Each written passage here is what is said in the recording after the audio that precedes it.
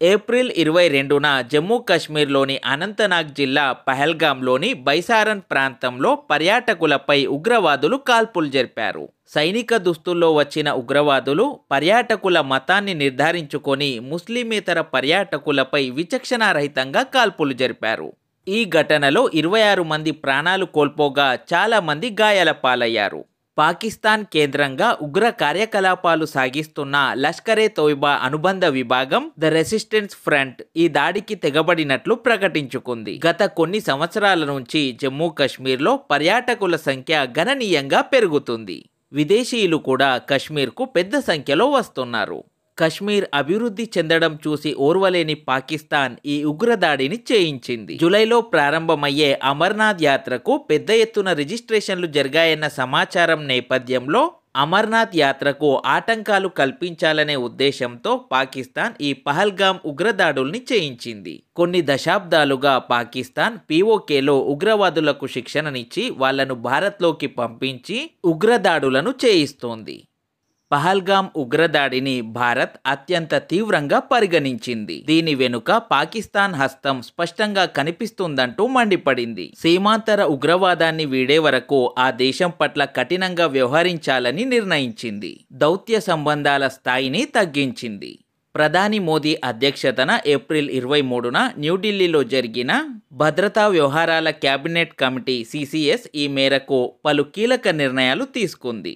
భద్రతా వ్యవహారాల cabinet committee లేదా క్యాబినెట్ కమిటీ ఆన్ సెక్యూరిటీ తీసుకున్న నిర్ణయాల గురించి ఇప్పుడు మనం చూద్దాం. సీమాంతర ఉగ్రవాదానికి ముగింపు పలికే వరకు పాకిస్తాన్తో సింధు నదీ జలాల ఒప్పందం నిలిపివేత. భారత్ పాక్ మధ్య రాకపోకలు జరుగుతున్న పంజాబ్లోని అటారీ సరిహద్దు మూసివేత. సార్క్ వీసా మినహాయింపు పథకం ద్వారా మన దేశంలో పర్యటిస్తున్న పాకిస్తాన్ జాతీయులకు అనుమతులు రద్దు.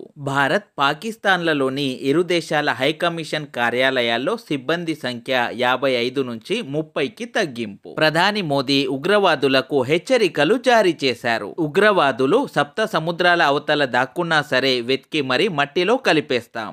140 కోట్ల మంది సంకల్పం ఉగ్రవాదుల్నే కాదు వారిని పెంచి పోషిస్తున్న ఉగ్రవాద నాయకుల వెన్ను విరిచేస్తుంది అని హెచ్చరించారు. సింధు నదీ జలాల ఒప్పందం గురించి ఇప్పుడు మనం తెలుసుకుందాం. ఇరు దేశాల మధ్య విస్తరించి ఉన్న సింధు నది దాని ఉపనదుల జలాలను వినియోగించుకునేందుకు గాను భారత్ పాకిస్తాన్ దశాబ్దాల క్రితం ప్రపంచ బ్యాంక్ మధ్యవర్తిత్వంతో ఒక ఒప్పందాన్ని కుదుర్చుకున్నాయి. దీన్నే సింధు నదీ జలాల ఒప్పందం అంటారు.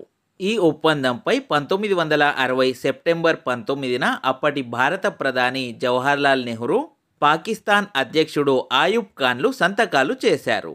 ఈ ఒప్పందం ప్రకారం రావి, బియాస్ మరియు సట్లెజ్ నదులపై హక్కులు భారత్కు, సింధు, జీలం మరియు చీనాబ్ నదులపై హక్కులు పాకిస్తాన్కు లభించాయి. అయితే తాజాగా ఈ ఒప్పందం నుంచి భారత్ తాత్కాలికంగా వైదొలిగింది. దీనివల్ల పాకిస్తాన్కు నీటి కష్టాలు పెరిగి జల సంక్షోభం చుట్టుముడుతుంది. పాకిస్తాన్ దశాబ్దాలుగా కశ్మీర్లో ఉగ్రదాడుల్ని ప్రోత్సహిస్తుంది. జమ్మూ కాశ్మీర్లో ఉగ్రవాదాన్ని నిర్మూలించి అభివృద్ధి కార్యక్రమాలు చేపట్టాలనే లక్ష్యంతో 2019లో కేంద్ర ప్రభుత్వం కీలక నిర్ణయాలు తీసుకుంది. Jammu and Kashmir reorganisation act 2019 ప్రకారం జమ్మూ కాశ్మీర్ రాష్ట్రానికి ప్రత్యేక స్వయం ప్రతిపత్తి హోదా కల్పించిన ఆర్టికల్ 370 మరియు ఆర్టికల్ 35A కేంద్రంలోని మోదీ సర్కార్ రద్దు చేసింది. జమ్మూ కాశ్మీర్ రాష్ట్రాన్ని 2 కేంద్రపాలిత ప్రాంతాలుగా విభజించారు. అవి 1 జమ్మూ కాశ్మీర్, 2 లద్దాఖ్. ఈ విభజన 2019 అక్టోబర్ 31 నుంచి అమల్లోకి వచ్చింది. జమ్మూ కాశ్మీర్ మొదటి లెఫ్టినెంట్ గవర్నర్ గిరీష్ చంద్ర ముర్ము, ప్రస్తుత lieutenant governor Manoj Sinha. Article 370 రద్దు తర్వాత కేంద్ర ప్రభుత్వం ఉగ్రవాదులపై ఉక్కుపాదం మోపింది. ఫలితంగా ఉగ్రవాదం తగ్గి పర్యాటకుల సంఖ్య పెరిగింది. దశాబ్దాలుగా అభివృద్ధికి నోచుకొని కశ్మీర్ అభివృద్ధి చెందడం ప్రారంభించింది. ఆర్టికల్ 370 రద్దు తర్వాత జమ్మూ కాశ్మీర్లో మొదటిసారిగా 2024 అక్టోబర్లో అసెంబ్లీ ఎన్నికలు జరిగాయి. జమ్మూ కాశ్మీర్లోని మొత్తం అసెంబ్లీ స్థానాల సంఖ్య 90. మొత్తం 90 స్థానాల్లో Jammu Kashmir national conference party 42 స్థానాలు సాధించి అధికార పగ్గాలు చేపట్టింది. బీజేపీ మొత్తం 29 స్థానాల్లో విజయం సాధించి జమ్మూ కాశ్మీర్లో రెండో అతిపెద్ద పార్టీగా అవతరించింది. జమ్మూ కాశ్మీర్ ప్రస్తుత ముఖ్యమంత్రి ఒమర్ అబ్దుల్లా.